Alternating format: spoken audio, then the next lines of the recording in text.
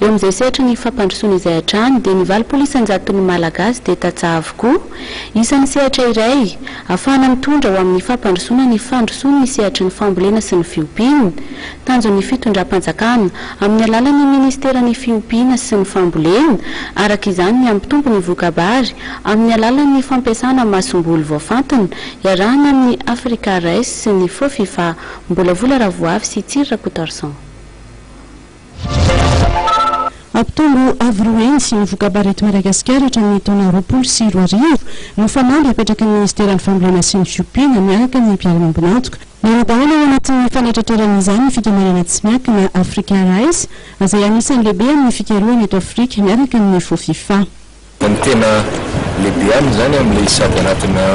fikarohana no anatin'ny fampandrosoana amin'ilay atao. Io zany nahafahantsika hoe miara-miasa amin'ny akaiky FOFIFA moa zany eo amin'ny lafin'ny fikarohana dia ohatra fotan'izao le vary hita miaraka fikarohana tsika satria mivova ny toetrandro zao zany zao hiditra sady ny fotoanany antsika nefa le vary teo mety lany ahitany sy ny tolodrano zany hoe tombony lehibe ka tsy maintsy misy an'izay sehatra mpikaviko zay amin'ny fiovovan'ny toetrandro zay zany tena ngezako zay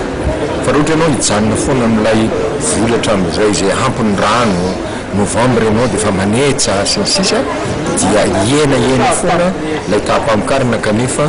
io ary tsy ampy zay tsy maintsy amisehantsika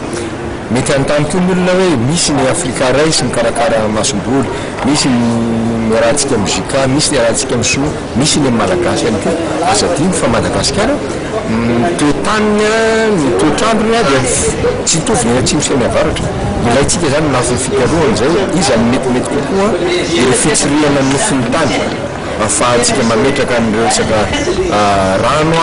mametraka an'ireo zezika maro samihafa izay ilaina amin'isika ao anatin' zany fahaiza-manao zany mihitsy ny Africa Rice ary ny ampo kosa nefa dia azadiny fa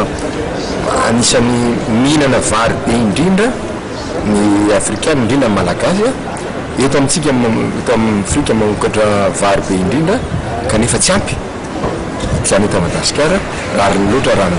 vondrana ny afrikana zany. Ny masomboly voafantina no antoka ampitombo ny vokabary vitsy amin'ny mpamboly malagasy anefa no mahazo izany mbola mijanona amin'ny 3 taona isaky ny hektara ny vokatra azo ny ankamaroan'ny mpamboly malagasy kanefa azo atao tsara ny mampiakatra izany 7 hatramin'ny 9 taona isaky ny hektara. Totosan'ny marana teo teo ministeran'ny raharaham-bahiny ny fifanarahanam-piara-miasa teo amin'ny ministeran'ny fambolena ny ministeran'ny fampianarana ambony sy fikarohana siantifika